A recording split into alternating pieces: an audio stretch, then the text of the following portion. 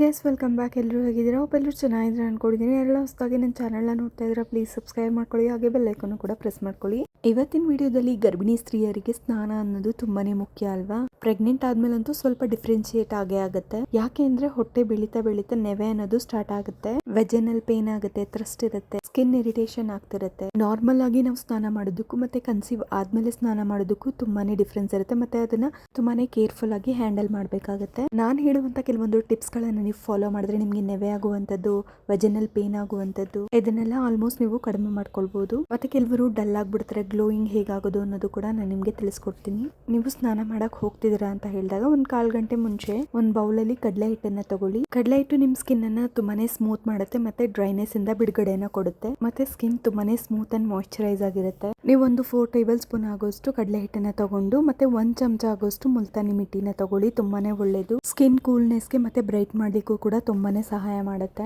ಕೆಲವರಿಗೆ ಕತ್ತತ್ರ, ಬಾಯಿ ಹತ್ರ ಮತ್ತೆ ಕಣ್ಣತ್ರ ಕೂಡ ಕಪ್ಪಾಗುತ್ತೆ. ಸೊ ಇದನ್ನೆಲ್ಲ ಬಳಸೋದ್ರಿಂದ ನಿಮ್ಗೆ ಆ ಕಲೆಗಳೆಲ್ಲ ಹೋಗುತ್ತೆ. ಒಂದು 2 to 3 ಟೇಬಲ್ ಸ್ಪೂನ್ ಆಗೋಷ್ಟು ಮುಲ್ತಾನಿ ಮಿಟ್ಟಿನ ಸೇರಿಸ್ಕೊಂಡು ನಂತರ 1 ಚಮಚದಷ್ಟು ಅರಿಶಿನ ಪುಡಿನ ಸೇರಿಸ್ಕೊಳ್ಳಿ. ಸ್ವಲ್ಪ ಮೊಸರನ್ನ ಹಾಕೊಂಡು ನೀಟಾಗಿ ಮಿಕ್ಸ್ ಮಾಡ್ಕೊಂಡು ಥಿಕ್ ಪೇಸ್ಟ್ ಆಗಿ ಮಾಡ್ಕೊಳ್ಳಿ. ತುಂಬಾ ನೀರಾಗಿ ಮಾಡ್ಕೋಬೇಡಿ, ಗಟ್ಟಿಯಾಗಿರ್ಬೇಕು ಪೇಸ್ಟ್. ಈ ಪ್ಯಾಕ್ ನ ನೀವು ಫೇಸ್ಗೆ ಮತ್ತೆ ಮೊಣಕೈ, ಮೊಣಕಾಲು ಮತ್ತೆ ತೊಡೆ ಭಾಗದಲ್ಲಿ ಮತ್ತೆ ಕೈಗೆ, ಕಾಲ್ಗೆ, ಹೊಟ್ಟೆಗೆ, ಅಂಡರ್ ಆರ್ಮ್ಸ್ಗೆಲ್ಲ ಹಚ್ಕೊಂಡು ಸ್ವಲ್ಪ ಮಸಾಜ್ ಮಾಡ್ಬಿಟ್ಟು ನಂತರ 20 to 30 ಮಿನಿಟ್ಸ್ ಬಿಡ್ಬೇಕಾಗುತ್ತೆ. ನಂತರ ನೀವು ಸ್ನಾನ ಮಾಡ್ಕೋಬಹುದು. ಮತ್ತೆ ನನಗೆ ತುಂಬಾನೇ ಹೊಟ್ಟೆ ನೆವೆ ಆಗ್ತಿದೆ ಅಂತ ಹೇಳೋರು ಬೇವಿನ ಎಲೆ ಮತ್ತೆ ಕರ್ಪೂರದ ಎಲೆ ಅಂತ ಬರುತ್ತೆ, ಅದನ್ನ ನೀವ್ ಏನ್ ಮಾಡ್ಬೇಕು ಅಂತ ಹೇಳಿದ್ರೆ ನಿಮ್ಗೆ ಮನೆ ಹತ್ರನೇ ಅವೈಲೇಬಲ್ ಇದೆ, ನಮ್ಗೆ ಈಸಿಯಾಗಿ ಸಿಕ್ಬಿಡುತ್ತೆ ಅಂತ ಹೇಳೋರು. ಚೆನ್ನಾಗಿ ಬಿಸಿಯಾಗಿರುತ್ತಲ್ಲ ಆ ನೀರಿಗೆ ಸೊಪ್ಪನ್ನ ನೀಟಾಗಿ ವಾಶ್ ಮಾಡ್ಬಿಟ್ಟು ಅದಕ್ಕೆ ಹಾಕ್ಬಿಟ್ಟು 10 ಮಿನಿಟ್ಸ್ ಬಿಡ್ಬೇಕಾಗುತ್ತೆ. ಇಲ್ಲ ನಮ್ಮ ಹತ್ರ ಅವೈಲೇಬಲ್ ಇಲ್ಲ ಅಂತ ಹೇಳೋರು ಪೌಡರ್ ಸಿಗುತ್ತೆ. ಇಲ್ಲ ಅಂತಂದ್ರೆ ನೀವು ಸಿಕ್ಕಿದಾಗ ಅದನ್ನ ಪೌಡರ್ ಮಾಡ್ಕೊಂಡು ಎತ್ತಿಟ್ಕೊಂಡು ನೀವು ಬಿಸಿನೀರಿಗೆ 2-3 ಸ್ಪೂನ್ ಆಗೋಷ್ಟು ಆ ಪುಡಿಗಳನ್ನ ಸೇರಿಸ್ಕೊಂಡು ನೀಟಾಗಿ ಮಿಕ್ಸ್ ಮಾಡ್ಕೊಂಡು ಸ್ನಾನ ಮಾಡ್ಕೊಳ್ಳಿ. ನಿಮ್ಗೆ ನೆವೆ ಆಗಿರ್ಬೋದು, ಚುಚ್ಚದಂಗ್ ಆಗಿರ್ಬೋದು, ಎಲ್ಲಾನು ಕಡಿಮೆ ಆಗುತ್ತೆ. ನಾನ್ ಹೇಳೋ ರೀತಿ ನೀವು ಮಾಡಿದ್ರಿ ಅಂತ ಹೇಳಿದ್ರೆ ನಿಮ್ಗೆ ಸ್ಕಿನ್ ಕೂಡ ತುಂಬಾನೇ ಹೆಲ್ದಿ ಆಗಿರುತ್ತೆ. ಮತ್ತೆ ಕೆಲವರು ಸೋಪ್ ಗಳನ್ನು ಕೂಡ ಯೂಸ್ ಮಾಡ್ತಿರ್ತಾರೆ, ಅದು ಕೆಲವರಿಗೆ ಸೆಟ್ ಆಗೋದಿಲ್ಲ. ಹಾರ್ಮ್ಫುಲ್ ಕೆಮಿಕಲ್ಸ್ ಇರೋದ್ರಿಂದ ಅದು ಅಡ್ಜಸ್ಟ್ ಆಗೋದಿಲ್ಲ. ಇಲ್ಲ ನನ್ನ ಮೈಯಲ್ಲಿ ತುಂಬಾನೇ ಕೊಳೆ ಇದೆ, ನಾನು ಸೋಪಲ್ಲಿ ಸ್ನಾನ ಮಾಡಲೇಬೇಕು ಅಂತ ಹೇಳಿದ್ರೆ ಮೊದಲು ನೀವು ಸೋಪನ್ನ ಹಾಕಿ ನೀಟಾಗಿ ಸ್ನಾನ ಮಾಡ್ಕೊಂಡ್ಬಿಡಿ, ಫ್ರೆಶ್ ಆಗಿಬಿಡಿ.